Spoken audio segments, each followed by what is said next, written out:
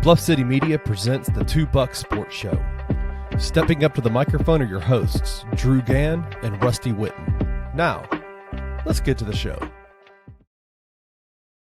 What's up, everybody? Welcome back to another edition of the Two Buck Sports Show. I am your co-host, as always, Rusty Buckets, hopping in with my boy Uncle Gann, aka Drew. Uncle Buck, aka Drew Gann. The vibes are a lot better. You're not going to kill my vibe. This show is going to be much more positive and energetic than the show last week. What's up, buddy? How are you? Man, I am good. We were recording this on Friday, so day of show for the Two Bucks today. So really excited to be here. It feels like the weekend is almost over. We've made it to lunchtime on Friday. So if anybody knows anybody I work with, don't ask them what I did this afternoon. I'm not going to make any promises, but we're going to get through the end of the day. We're going to make it to the weekend. Big weekend, big college football weekend, and big Grizzlies weekend as well. So hey, glad to be here. Before we dive in, I do want to do a little shameless plug here. At the bottom of our screen, as always, you see our social media handles at @2bucks_BCM. Y'all follow there. Follow on Instagram, Facebook, Twitter. We're going to start posting this show to our Twitter account. So you can watch on YouTube. You can watch on Twitter. Like, the comment section is always better and popping during the show on YouTube, but we know some of y'all love your Twitter, X, whatever you want to call it, the Bird app, whatever you want to refer to it as. But our show is going to be launched there starting this afternoon. So some of you may be watching it on Twitter. If you're not, give us a follow. There's going to be a lot more cool content coming out. We're going to start promoting other shows, our shows, different things. So tune in, socials, @2bucks_BCM. Yeah. We want you to be able to find our show in as many spots as possible. But if you want to engage, we recommend YouTube because that's where the existing comment section kind of hangs out. So if you want to talk with people, head over to YouTube and check us out there. So really excited to be able to add that for everybody to see. Yeah. All right, Drew, set us up. What we got first? Yeah, so we're two best friends. We been friends for over 10 years, and we just want to catch up. So we start each podcast off the same way. We don't really talk about sports for the first couple minutes. We call this segment our Bucks Best and Beef, where we just talk about the best thing and worst thing that happened to us this week. So, Rusty, I set them up. You knock them down. What's the best thing that happened to you this week?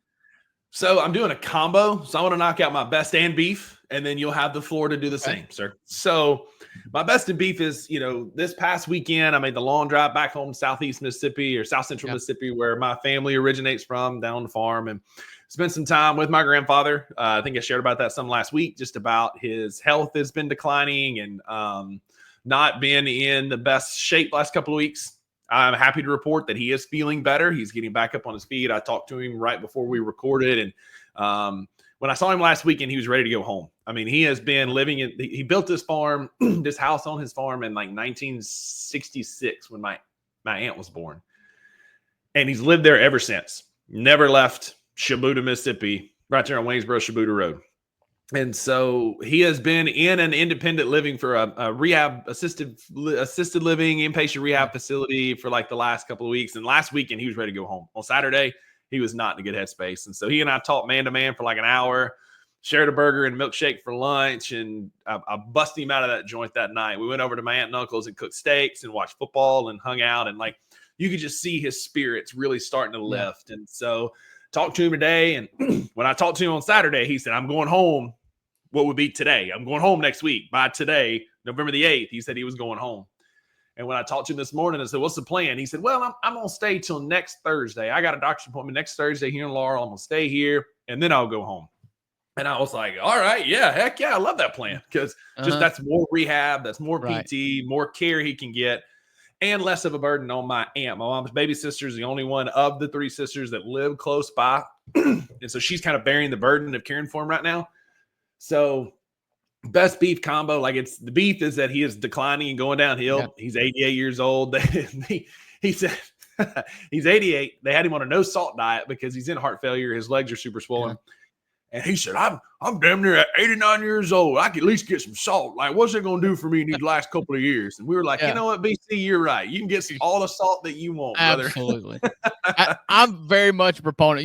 You hear about these, older people and whatever their vice has been their whole life. They've made it to 88, 90 years old, 100 years old, and they're still smoking cigarettes or whatever. And at that point, I'm just like, don't make your last few years miserable. If you want to smoke cigarettes, just keep it up. Like, for him, salt. Like, they try to feed this man scrambled eggs and grits with no salt. And like, I don't know about you, but like my eggs have to have salt and pepper or something. I made me up. Eggs is like eating styrofoam. Yeah, I made eggs for lunch. I love eggs, and they've got salt on them. So absolutely. So BC is on the mend. That's my bet. My best is that BC's on the mend. Beef is that he's getting up there. We're in the twilight for sure, but it was good to see some of his personality coming back, and then today on the phone call as well. Yeah, that's awesome. My goal in life is to live long enough till I get to the point where it's like, well, if this hasn't killed me yet, I ain't gonna quit now. That's whatever. I mean, he smoked a pack of Winston's at least every day for 50 years, and most of my childhood until I was about 20 when he quit. Maybe 15, 20, somewhere around there when he quit. And like, it didn't kill him, and now he's still plugging along and cutting hay. I called him about a month ago. And I said, what are you doing, BC? He said, I'm bush hogging. I said, bush hogging, you're 88. He said, that's why I'm 88. I'll call you back. Yeah, that's great. That's great. So you knocked out your best and beef, a little combo. My best of the week, and this is controversial. It has gotten me called out by my father. But your boy put up Christmas trees this week. I saw that on Facebook. I saw his comment. My dad, who just, God love him. You get to the age, and like I said, the older I get, the more I am. You just kind of, you like it your way, and that's the way it's going to be. And I have zigged to his zag, the way that he raised me. I took a hard 90. And I'm like itching. Like I think we put it up on November the 3rd.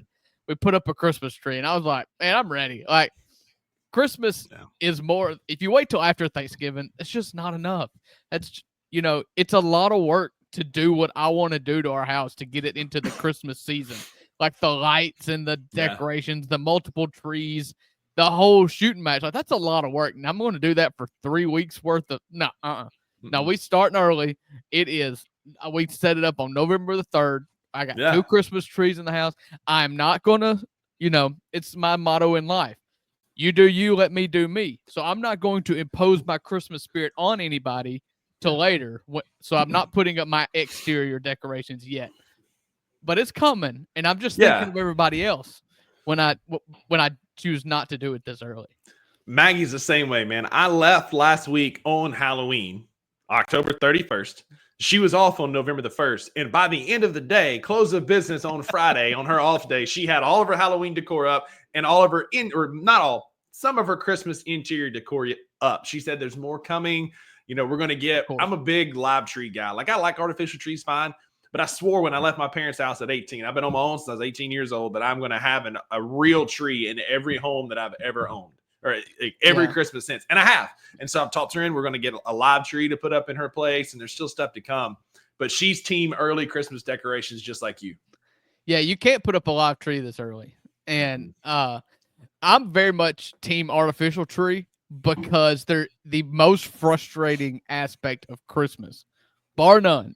Not the traveling to see family or the cousins you got to see once a year, whatever, like all the chores of Christmas.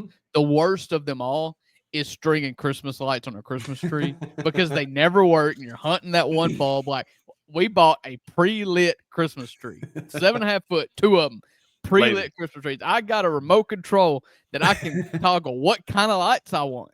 And so, I miss me with all if there's one reason not to get a real tree, it's that. Like, I can't handle it. I disagree. I think it's fun. I love the smell. I like stringing up the lights and the decor and the aroma. It smells like Christmas. Like, I'm a big outdoors guy. Just like the woods come inside. I'm here for it, man. Yeah. All right. So that's my best. I'll make my beef really quick because we're at the 12-minute mark already. Woke up this morning, start like dealing with kids. It's an ordeal. Baby boy has hand, foot, mouth, and it is.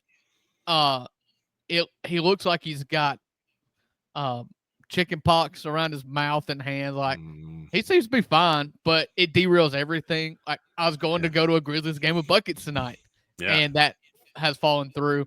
My wife has stayed home, so the babies are here in the other room right now, and so that's always an added. I love coming home to like kids and the wife here. It's why I like summers and the fact that she's a teacher. But yeah, baby boy's sick. It not ideal. So we'll get to it. It derails. I hate that he's feeling bad. You know, I hate that when little kids are sick, and I hate that Banks is going through that. You know, we were supposed to go to the game. I was able to, I ended up, couldn't find anybody. Everybody's got plans tonight, apparently. Yeah. So I passed along the tickets to a friend of mine to take his son, let them create a memory, which is fine because my other best of the week is I go on vacation starting tomorrow, and that'll be my best of the week next week. So stay tuned for that. But Maggie and I are going to Universal tomorrow afternoon, and I cannot freaking wait, man. Oh. They're just going to spend 4 days in Harry Potter world. Basically, casting spells and wizarding and being kids and drinking butterbeer and just like you and I were talking about this morning, man. Like I haven't had like a real legit vacation in a long time. And so I'm looking forward to some good time away, a fun time away, and actually like just being a big kid for 4 days. Yeah, due to our jobs that we chose, right. We were always kind of tied to our phones and when needed. And so, Rusty, when you said like, don't expect to hear from me, I'm turning it off, I was like, by all means, like, dude, we will catch up next week. You turn your phone off. Don't worry about me. Don't worry about the morning show or whatever. Like, you can even catch up on the games when you get back. Like, just immerse yourself in Universal Studios. There's like a game Sunday, I think, is the only one that I'm really worried about. Like, I'm not even then, like, it's fine. I'm gonna turn my phone on Do Not Disturb, and y'all can have it for 4 days. And I will catch y'all back next Thursday. So that's awesome. Thanks for hanging with us as we catch up and yammer on about our personal lives. It is now time to get back to business because we owe some positive news to the fans of the 2 Buck Sports Show. Because the last time we talked, we were curmudgeons, very stick in the mud. We were angry at Taylor Jenkins. We were angry at rotations. Couldn't figure out why we were losing to bad teams. Then insert the Laker game the other night when we've got like the old like viral video. I've got my swagger back. Like Ja was all up in poking bears, and like I tweeted like LeBron better not poke the bear, and we ran out to a 30-point lead on the way to an absolute woodshed butt kicking of the Lakers. Drew, I think it is safe to say that those Memphis Grizzlies are back. Yeah, I mean, listen, something changed when Marcus Smart and Desmond Bain get hurt. And what changed is that there are no more 12-man rotations. And how about that?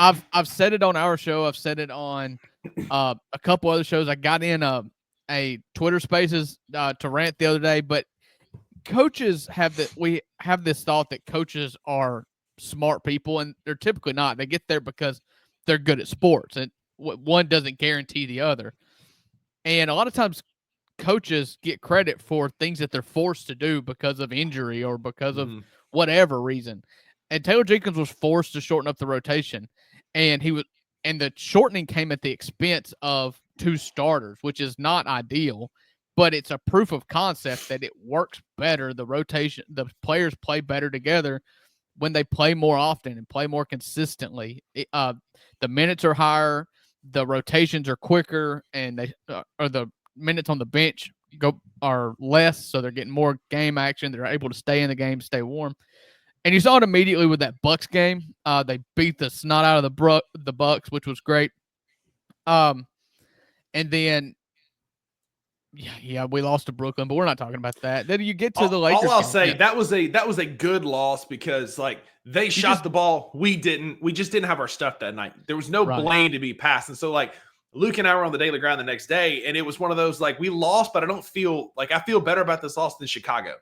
Yeah, well, or the first Brooklyn game that we lost, and so some nights in the NBA in an 82-game season, you're just not going to have your shots fall, and that's what it was. It didn't seem like Jaren was in it. Didn't seem like Ja was really in it, and they're just kind of in a funk. And understandable, 82-game season in baseball, we say that's baseball. Yeah. In an 82-game season, you have some that's basketball. And that's what happened against the Brooklyn Nets. But then to where we're going to camp out is that Lakers game. And like I said, I had the post-game bounce set up for that game. And like I said in my recap, this game, as simple and as elementary as it sounds, it was won because we shot the ball well. We shot 50% from 3 on 34 attempts. If you shoot 17 of 34 from 3, you're going to win 80% of your games, and I don't care who you're really playing. And you couple that with the fact that the Lakers shot, I believe it was 30% from 3. They made 12 threes on 40-something attempts. I believe they were 15 for 48, shooting 31%. Yep. So they made 2 less threes on 14 more attempts. And that's the game. That's how it gets away from you. And you couple that with, like, listen, there was no Anthony Davis. Grizz killer Rui Hachimura was out. Thank God. And so there was just no one there. Austin Reeves was pathetic.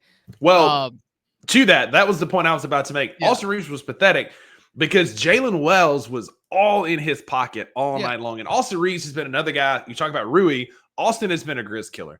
And Jalen really stepped up and played defense. We'll get into Jalen a ton more here in a minute. But it looked like we were playing more our style of basketball instead of the disinterested games that we'd seen earlier in the year. Yeah. And so Austin Reeves was bad in large part to Jalen Wells. And Dalton Connect was terrible. And so it really allowed Grizzlies fans who are not Vols fans kind of to have a victory lap here. Yeah. Because I saw the Wes Rucker tweet came back up, and if there's anyone more unsufferable, go follow Wes Rucker. He's I don't know what company he works for, but he's a University of Tennessee beat writer, and he is one of those that thinks the Vol Orange was created by God. Oh, yeah. Like, it's just awful. And he said that the Memphis Grizzlies, what was the word? Like basically urinated on the rest of Tennessee by not taking Dalton Connect. You said they urinated down their leg by not taking Dalton Connect to like connect the state. It's like, bro, like. So anyways, we had a lot of fun with that game, and blowout wins are great, and blowout wins, any win against the Lakers is great. LeBron had 39 points. He was amazing. 39 points in 37 minutes, I think, or 37 points in 39 minutes, something like that. 39 points, 35 minutes. All right, but he was a minus 21 just because he had nothing there. D'Angelo Russell got benched because, I mean, he let Jake LaRavia blow by him, and so he showed up. He showed up, and that's about all he did. Because on the court, he wasn't trying. My favorite tweet of the entire night, and only Anthony Saying can get away with this, but did you see what he said about D'Angelo Russell? He said out there with a Packer ramen hair looking ass dude out there on the court. I lost it, man. Yeah. Oh my God. What a great tweet. Me or you, neither one could say that, but yes, it was incredible. Ramen noodle-esque.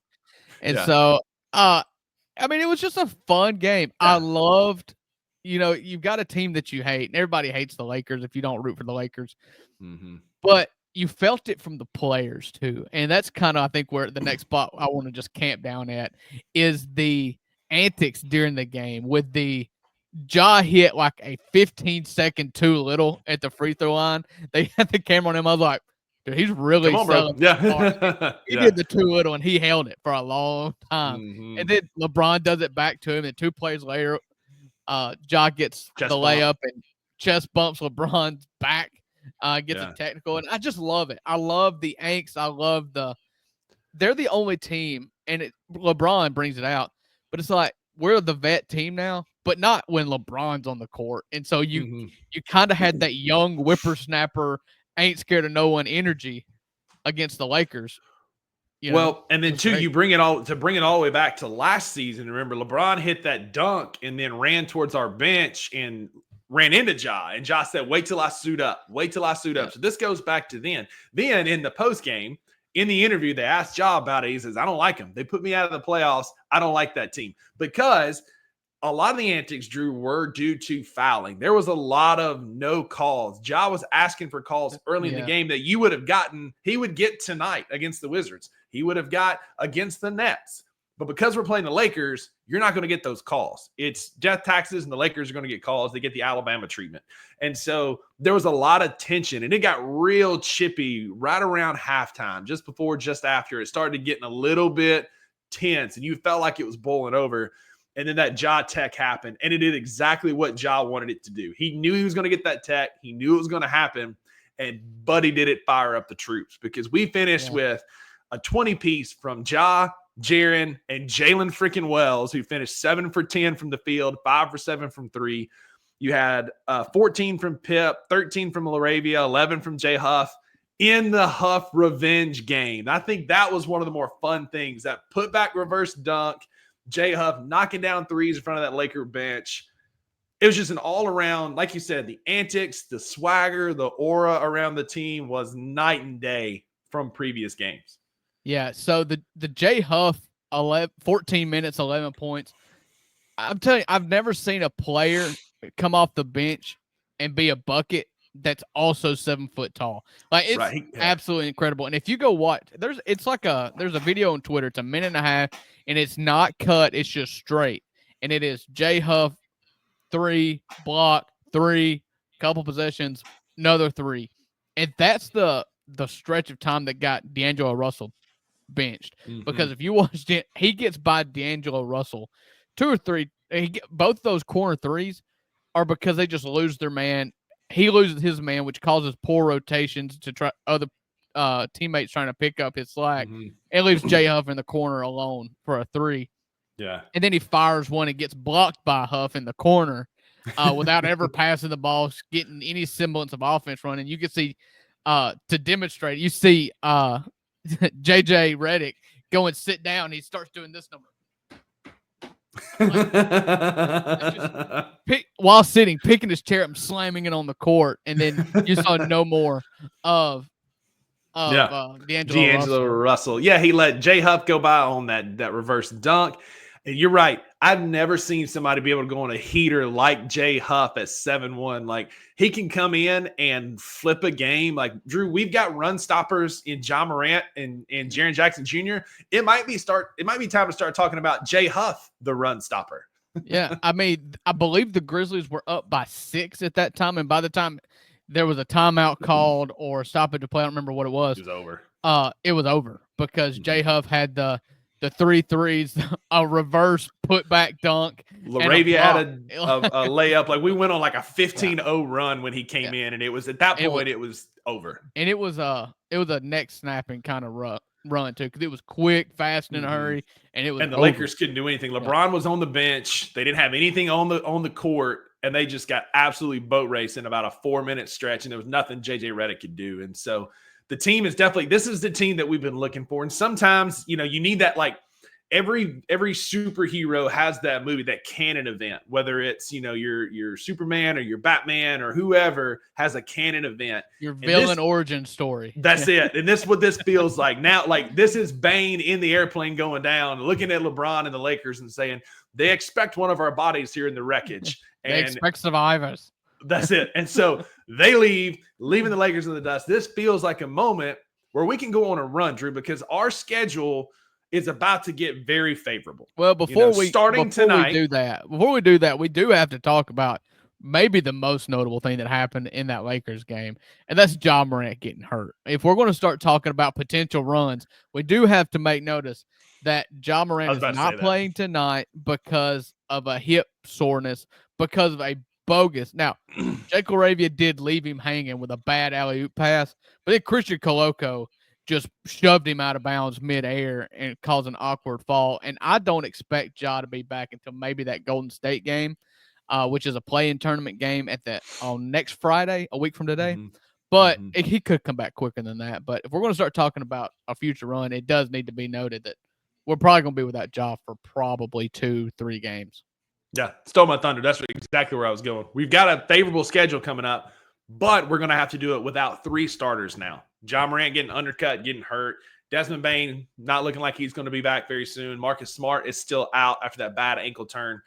So we're going to have to figure out how to get scrappy wins. And that starts with continuing to get plays out of Jay Huff.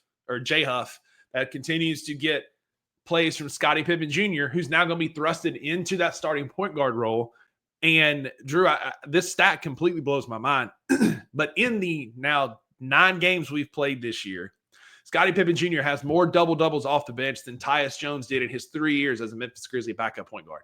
He is finding ways to make winning plays. Tyus got double-doubles as a starter, but Scottie is showing that he can be that guy off the bench. Now we need him to step up and be that guy that starts because he's going to have to fill Ja's shoes. You can't fill him, but Pip has a similar game in a sense that what we've seen from Ja, and this I think has been what's most impressive about Ja so far this year. We haven't seen that like rim tearing dunk or high flying antics like we typically do. Ja has shifted to another gear where he's more of a facilitator. He's top 3 in the NBA in assists right now. Pip is also top 10, and part of that's the offense. Part of that Ja's maturing, but it's a long-winded point, but my point being without Ja, we're not having as much of a change now because of the way Ja's playing. It's very similar to how Scottie Pippen Jr. plays. Yeah, I think Scottie Pippen Jr. can be Ja-like in the fact that he is. When Tyus Jones came in the game, the offense changed. When Scottie Pippen Jr. comes in, the offense doesn't change. He can run that offense quickly. They can run the pace that they want to run at. He can drive and kick very well. His assist numbers are through the roof, including, when Ja was getting 20 minutes a game, when we were complaining about that, Scottie Pippen Jr. was top 3 in the NBA in assists. The only reason why he's fallen down is because he's gotten less minutes because Ja's gotten them. And Ja has moved up in the assist list. Yeah. And so that's the offense, and Scottie Pippen can run it. And so I don't really have any worries. You've got tonight against the Washington Wizards, then you go and play the Portland Trailblazers, and then you play the Los Angeles Lakers. And so we've seen the Lakers, and you're not really worried about that as much. And then Portland and Washington are arguably 2 of the worst teams in the league. So it's a good stretch to go out to kind of slowly come back into it. Although with our medical staff, it always scares me to death.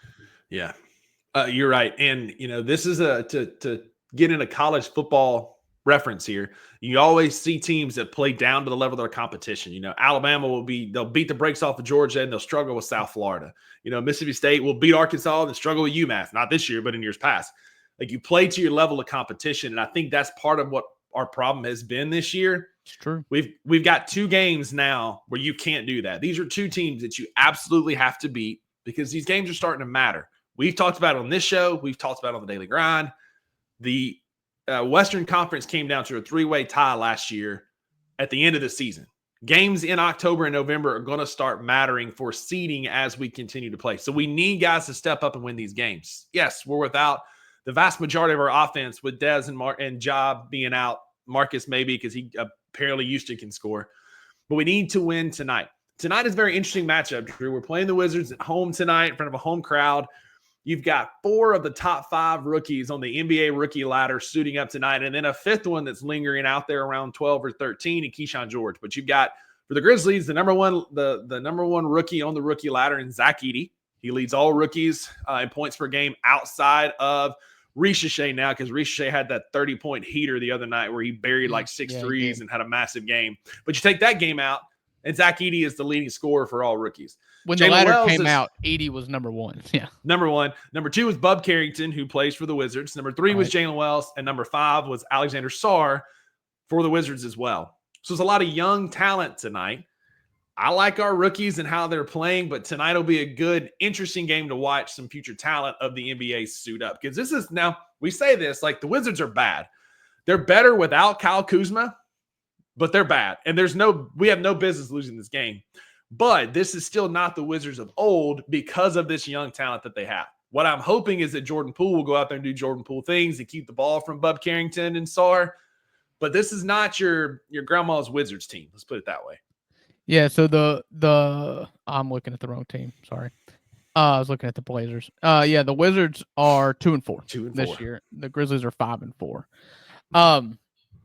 So yeah, that's it. If you want something to watch for the Wizards game today, the young stars are obviously the one. You've got the number 2 pick and Alex Sarr, and then you've got Zach Edey, who is by far the most watchable, like the most fun to watch rookie because he's just a 7.50. So he had 10 dunks the other night against the Lakers. Yeah, and then sat on the bench the rest of the game. So, looking forward to it. I'm more curious to look at what Portland looks like because they're in year 2 of Scoot Henderson. They've still is DeAndre Ayton playing for them? I think they're running Klingon more out there, so that'll be Yeah. a good, interesting matchup. Like who we thought we were trading up to get, or who we allegedly had tried to go get. Ayton, Ayton's averaging 11 rebounds per game, so that'll be a challenge for Zach Edey. Yeah. So with Portland, you do have Anthony Simons, trade target Jeremy Grant averaging 19 points a game. Ayton, Shaden Sharp, who's a highlight reel. Scoot Henderson hasn't quite put it together. 12 points per game. 1.6 assists to turnover ratio, which is not good. But yeah, as far as tonight goes with the Washington Wizards, though, like it's really hard to get excited about a Washington Wizards game. You just need to go handle your business. Yeah, just go handle your business, and then you start a little short 3-game West Coast road trip, and that's the game. As you end that with the Lakers and the Warriors, that's kind of where it needs to. You need to ramp up. But looking ahead to that Blazers game, like you were talking about, Donovan Klingon is averaging 13 minutes a game, 3.8 points per game, 2.8 rebounds per game. Zach Edey's stats are much, much better to look at, averaging 19 minutes, 10.8 points per game, 6.6 rebounds per game. Edey has definitely been the stat monster. He absolutely dominated Klingon in college. Gave him the business in the national championship game. UConn had way too many weapons, and Stephon Castle and a guy named Cam Spencer and these other guys that could hoop. But Edey gave Klingon the business, and I hope that we get to see that again next week. We're going to need guys like Edey to step up. No Ja, no Dez, no Marcus. You're starting a road trip. Drew, I don't know if you saw the rumors or not, or the news that came out yesterday. Vince Williams Jr. is now practicing with the hustle. So that's like in pro baseball, you go down to the AAA team, you get some bullpen action, you throw an inning or two, you get a couple ABs, get some swings in against some less competition before you start beating and banging with the big boys. And so this is a very positive step, because they said it would be 2 to 4 weeks before we had another update on Vince Williams. That wasn't even 2 weeks ago, and he's already playing organized basketball again. He continues to be somebody that I feel like is slept on for the Memphis Grizzlies, because everybody's talking about getting Marcus back and Dez back, and even Cam Spencer and some of these other names. GG, like Vince's name doesn't come up a whole lot, but Vince is your favorite player's worst nightmare. Like there are pictures of him smiling maniacally, shutting off Luka and Steph and some of these cats last year. And I just don't think people are realizing how much better he's going to make us when he's healthy and suiting up in the number 5. Yeah, I'm totally. This is a step in the right direction for Vince Williams. It's finally some help that we talk about that is on the way, is seeming like it's on the way. The Memphis Hustle have their first game Saturday, but it is on the road, so I'm sure he's not going to play any Hustle games. But getting that extra practice where you become more of a focal point, because if you're not in the rotation for the next game, and during the NBA season you don't get much practice, like heavy practice time anyways, he's going to be able to get more of a sweat going in those Hustle practices. And so it's a step in the right direction, and it could not be coming at a better time too, because like we said, we're down Desmond Bain, we're down Marcus Smart, and for the next couple to 3 games, you're down John Morant. So I would look at the most obvious time for him to come back would be the play-in game. I mean the in-season tournament cup game against the Warriors, or at home the next game because they come back home and play a back-to-back against Denver. Which you and I will be at the Sunday game. That is the night of that's the Sunday game. It's a 5:00 tip. That's also the game where we're going to be wearing the Sounds jerseys, and I'm pretty stoked about that. I'm probably going to be buying one of those. Absolutely, dude. I've told my wife, I've always salivated over the white Vancouver, but just having small children and the fact that it says Vancouver, not Memphis, I haven't just done it yet. the main reason why I haven't done it yet is because I knew these were coming. Oh, they're And so crisp, that's man. the one I got to get. And so they got the one side stripe with the blue and white, the baby Beautiful. blue, like really well done. we're going to get there early. Yeah. Yes, we are. We will. And we're going to get there early. We're going to get jerseys. These are better than the previous iteration of the Sounds jerseys, in my opinion, because they've got the blue in there from the ABA days. Yeah. They're incredible. So I will be wearing We're going to put a t-shirt. Twitter poll up. I'm going to put together probably 3 players because I have a Ja jersey. And so I want to get a different player. And so I think I'm going to choose between Desmond Bain, Jaren Jackson Jr. for sure, and then a third player. I'll put a third player. We'll put a Twitter poll up or something. I like that because I've got Ja, I've got Jaren. Yeah. And it might be time to branch out because I love the 22. Yeah, and so that was my number all through high school and middle school. Like that was my number. I love the 22. I'm right there with you with Dez. I also kind of wanted. Well, I wouldn't go that far. Kind of want an Edie jersey, Jamar Chaney at Mississippi State. I kind of want an Edie jersey or a J Huff jersey. I might branch out into one of those, but because I've got John and Jaren. But man, and hey, Dez is Maggie's favorite player, so I might have to go that route too. That's the way I'm leaning is Dez because I love the double deuce, and my favorite player growing up was Deuce McAllister, who wore 22 for Ole Miss. So yeah, but hey, listen, a lot of good games ahead of us. We've got players coming back. We're going to start getting healthy over the next month and a half, with the culmination being Gigi coming back by early January. So a lot of good things are ahead of us. We're finding our swagger and our stride back at the right time. TJ's out. I don't know that he's going to coach tonight. I haven't seen a formal announcement. I haven't seen that either. Thoughts and prayers with him and his family. I know they had a death, and it's probably immediate family just because of how much time he's missing. It feels like probably like maybe like a parent or something, and my heart goes out to him. I hate to see that. Tomas has stepped in and done a really good job. He coached well against the Lakers the other night. He was very professional and so polite in his post-game presser. It was really funny to watch. And Luke and I established that next year for Halloween, Luke is going to wear a Grizz quarter zip and gel his hair to the side and will look like Coach Tomas. What's funny is my son, Braxton, has a powder blue, like just JCPenney or Belk or something, but it's a quarter zip that's powder blue. And every time he sees it, without me saying a word to him, he was like, "I'm a Grizzlies coach." Yes, you are. Just get him a St. Jude pen and he's ready to go. Yeah. But we've got a segment that we like to do. We're going to talk a little bit more Grizzlies. It's called Real versus Counterfeit. Just like money, there's real players, real stats, real trends. There's also fake that could get you in a bind. And so I got a couple things we're going to talk through here, Drew, that some of them are pretty obvious and some of them I think will spark a little bit more conversation. First up, John Morant's injury history is starting to become a concern. Real versus counterfeit. I'm going to say counterfeit on that. With the exception of last year's shoulder injury, it's not been anything that's kept him out for lengthy amounts of time.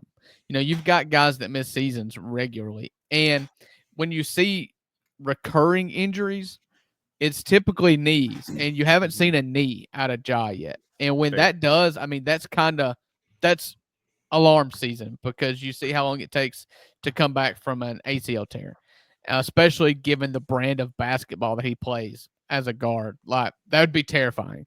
But with Ja, you can't really do anything to keep a shoulder ligament from tearing. Like it's not anything that you're worried about going forward. And so you've had lots of ankles, you've had some muscular kind of strains, and that just happens. So no, I'm not really worried about it. This injury is not going to keep him out any length of time.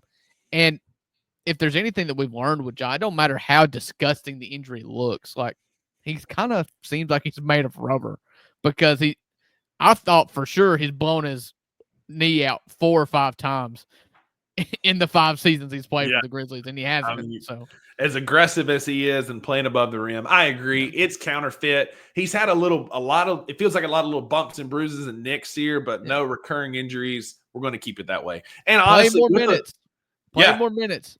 That's it. With the labral tear last year, he probably could have played through a labral tear. People do it all the time. Baseball players do it all the time. Brett Rooker did it. It happens.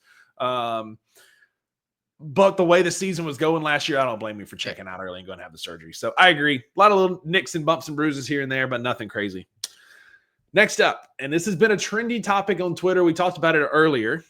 Give me a second. I'm going to set the stage a little bit. Marcus Smart feels like a person that's going to be traded. His contract is hefty. He's not been fitting the team super well. Some might say he's a great vet presence, and I like Marcus personally, but Marcus could bring back some value on the trade market, whether that's another starting wing, whether that's some draft capital, whether that's a big, like whatever we might need at the time. That's going to leave a spot at the 3.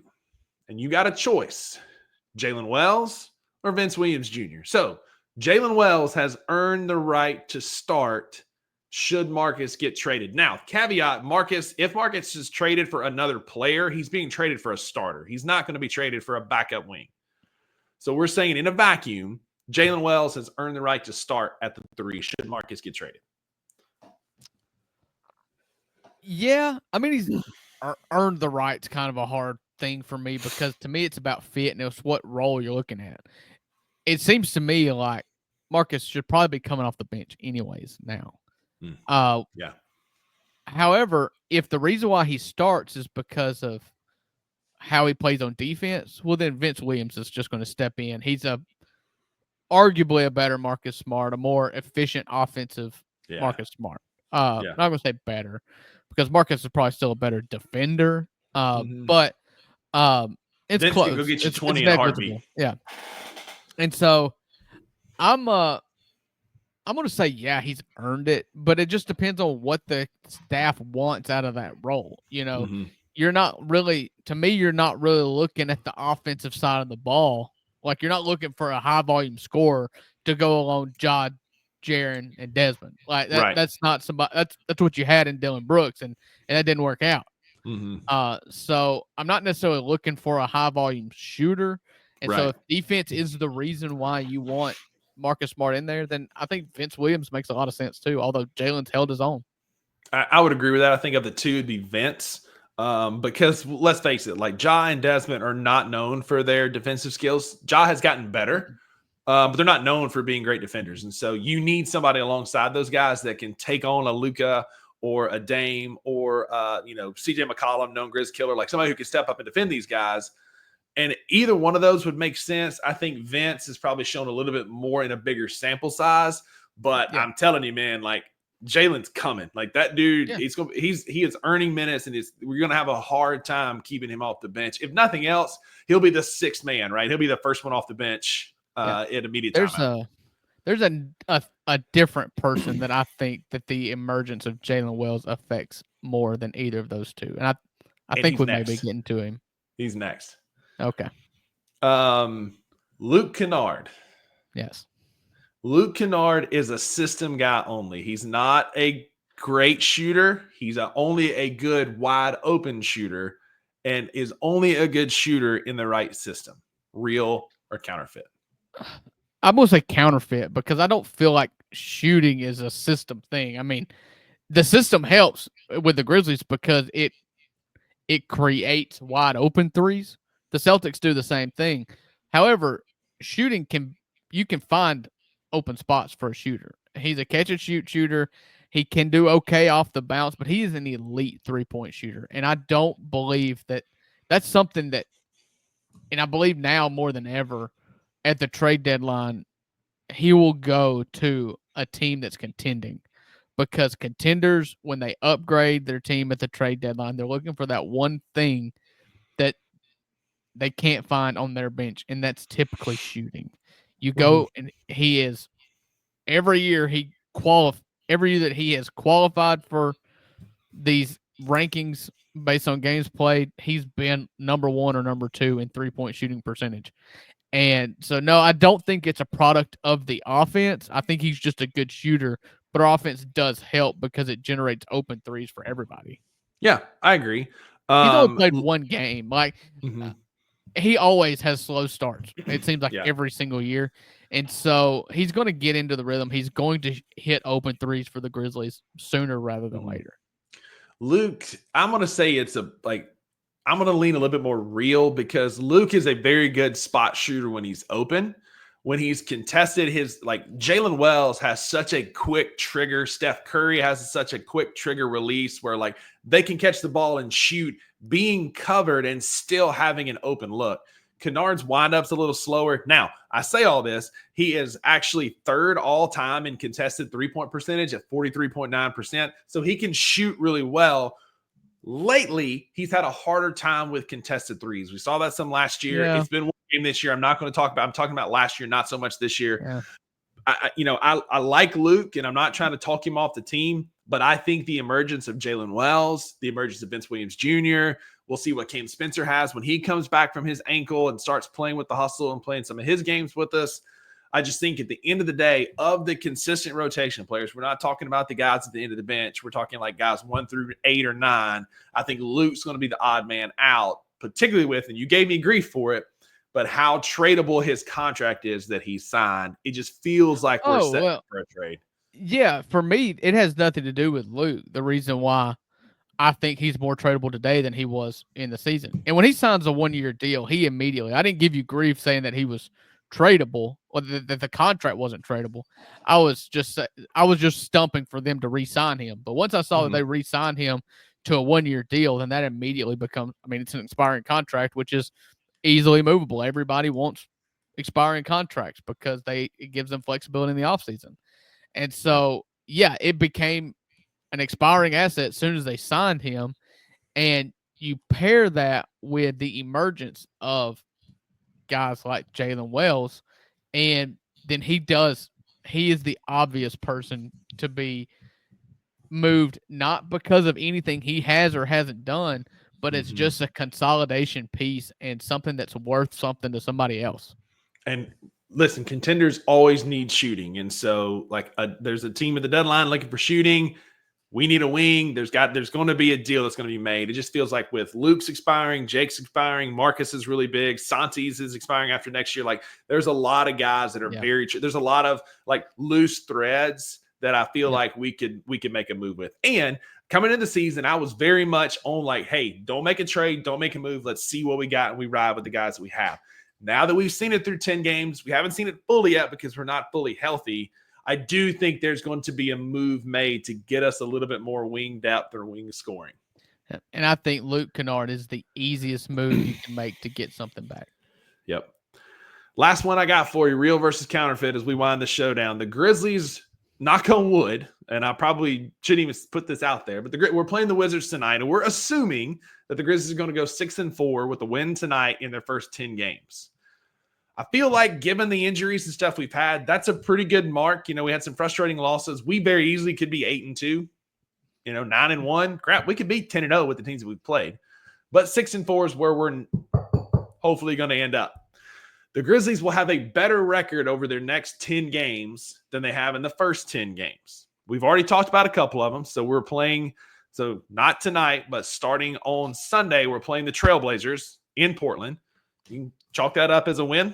I feel like we should win that game. Yeah, we should. Yeah. Then the Lakers at LA. I don't know if AD will be back. Before all this, I'm saying it's real. I think we're going to get hot. We're getting healthy. We're getting guys back. I think we're going to get hot and go better over the next 10 games. I should say that. I'll go ahead and answer too, because list off the games just for everybody that's not looking at the schedule. So we got the Blazers, the Lakers, the Warriors, the Nuggets twice, the Sixers, Bulls, Blazers again, and then the Pistons are your next 10 games. Yeah. So I think that we also go better than 6-4 because the first 10 games have been kind of an experiment. You took 2 losses early because you didn't play your guys, and now your guys are playing, but you're also dealing with a few injuries. I do think that the team puts it together. There's not really any team right now out of those 10 that are world beaters, with the exception of surprise, Golden State has been absolutely incredible.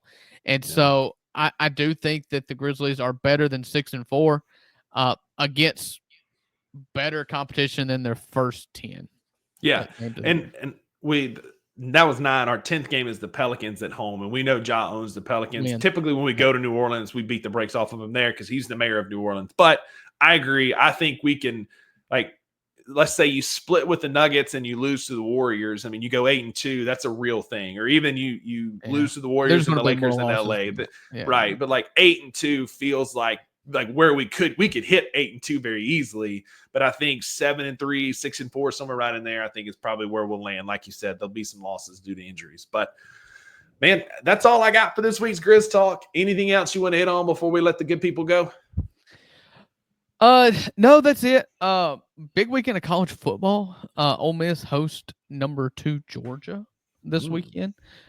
In the only game that matters for Ole Miss at this point. And so you win out, you're in. You lose, you're going to be playing in the Music City Bowl or something. The ReliQuest Bowl. Yeah, and so you got Alabama LSU this week, which is a huge game, night game in Baton Rouge. Yep. LSU's bringing back Mike the Tiger onto the field, which is amazing. And so big weekend in college football. Grizzlies, you've got 2 games over the weekend. I mean, it's a fun weekend. You're going to get 2 Grizzlies games. You're going to get another Lakers game and a Warriors game. And college football is picking up. So stay tuned to the YouTube page.